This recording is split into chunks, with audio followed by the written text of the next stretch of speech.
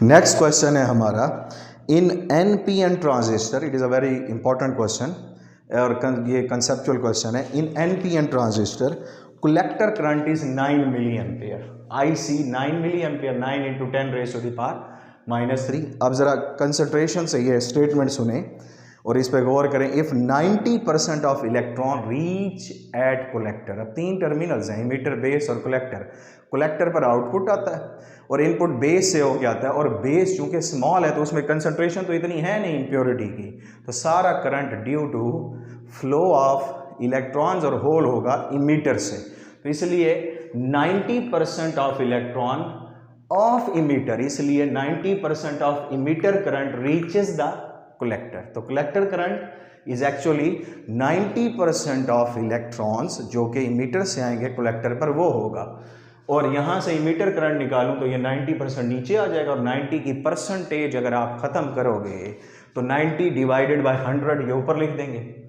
और उसके बाद आप यहाँ से वैल्यू फाइंड आउट करें, IC की वैल्यू पुट करके, तो वो है 9 × 10⁻³ और सॉल्व करने पर आंसर आएगा 10 मिली एम्पियर। लेकिन हमने फाइंड आउट करना है बेस करंट। अब जब हमने इमीटर करंट निकाल लिया, कलेक्टर करंट दिया हुआ है, तो original equation IE = IB + IC, और यहाँ से आप IB की वैल्यू निकालें तो इमीटर करंट में से कलेक्टर को माइनस करें, तो माइनस करने से आंसर क्या आएगा 1 मिली एम्पियर, और ये करेक्ट ऑप्शन कौन से में है, B में। नेक्स्ट क्वेश्चन है हमारा, amplitude of alternating current can not be increased by which of the following given devices.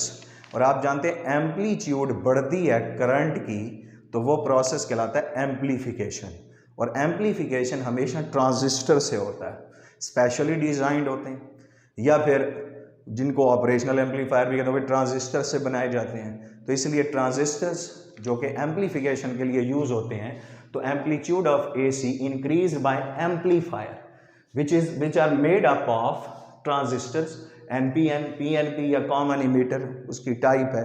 तो इसका मतलब एम्पलीफिकेशन इनसे होगी। जो डायोड है it is just like a switch, जो कि फॉरवर्ड या फिर रिवर्स बायस होता है, ऑन ऑफ होता है। तो इसलिए वो रेक्टिफिकेशन के लिए तो डायोड यूज़ होता है, लेकिन एम्पलीफिकेशन के लिए नहीं होता, इसलिए एम्पलीट्यूड उसकी इंक्रीज नहीं होगी। तो इसलिए करेक्ट ऑप्शन कौन सा हुआ, डायोड, जो कि एम्पलीट्यूड को इन्हांस नहीं कर सकता। नेक्स्ट क्वेश्चन है, in semiconductor crystal if current is actually due to the flow of breakage of covalent bonds, तो this type of semiconductor is called. दो तरह के सेमीकंडक्टर होते हैं, एक इंट्रिंसिक जिसे प्योर कहते हैं और दूसरा इम्प्योर जिसे एक्सट्रिंसिक कहते हैं। तो क्यों बनाया जाता है, रीज़न क्या है? उसकी रीज़न ये है कि जो प्योर सेमीकंडक्टर होता है उसके अंदर तमाम बॉन्ड्स टाइटली आपस में बॉन्डेड होते हैं, स्ट्रॉन्ग बॉन्डेड होते हैं, और नो फ्री चार्ज कैरियर्स, जबकि current due to the flow of charge carriers होता है, और सेमीकंडक्टर में चार्ज कैरियर्स होल्स और इलेक्ट्रॉन्स। अब होल्स और इलेक्ट्रॉन्स दोनों जुड़े हुए हैं बॉन्ड्स में, तो इसकी वजह से बॉन्ड्स टूटेंगे तो करंट फ्लो करेगा, लेकिन बॉन्ड्स का ज़्यादा तादाद में टूटना उस सेमीकंडक्टर मटेरियल को डिस्ट्रॉय कर सकता है, इसलिए उसे प्योर फॉर्म से इम्प्योर फॉर्म में कन्वर्ट करते हैं with the help of doping, और उस डोपिंग के नतीजे में इन्हांस होती है कंडक्टिविटी। तो यहाँ ब्रेकेज ऑफ बॉन्ड्स की बात आ जाए, उस वक्त थर्मल एनर्जी के बढ़ने से बॉन्ड्स टूटते हैं, और ऐसा होता है किसके अंदर, प्योर सेमीकंडक्टर में। तो इसलिए current flow actually due to the breakage of covalent bonds in pure form of semiconductor, जिसे इंट्रिंसिक सेमीकंडक्टर कहते हैं। और बॉन्ड्स का टूटना टेम्परेचर के अगर बढ़ने से हो तो उसे थर्मल एजिटेशन कहते हैं। तो ये किस टाइप का सेमीकंडक्टर होगा, इंट्रिंसिक। तो करेक्ट ऑप्शन C।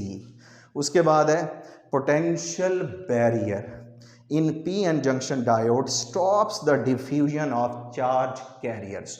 देखें, जो पोटेंशियल बैरियर है वो जंक्शन के अक्रॉस बनने वाला वो बैरियर है जो स्टॉप करता है इलेक्ट्रॉन और होल्स को, जो कि चार्ज कैरियर्स हैं, वो बैरियर में से ना गुजरें, जो उस जंक्शन में से ना गुजरें। और जंक्शन में से क्रॉस करने वाले चार्ज कैरियर्स ही करंट प्रोड्यूस करते हैं, और current in semiconductor is actually diffusion current which is due to the diffusion of electrons from N side and holes from P side. जब वो स्टॉप हो जाते हैं तो उसकी वजह रोकने वाला बैरियर है जो पोटेंशियल बैरियर है, और फिर वो पोटेंशियल बैरियर एक्चुअली करंट जो कि मेजॉरिटी चार्जेस की वजह से होता है उससे रोकता है। माइनॉरिटी के वास्ते तो वो ऑफ स्विच है, इसलिए करेक्ट ऑप्शन कौन सी होगी, मेजॉरिटी कैरियर्स, जो कि किस में है, ए में है।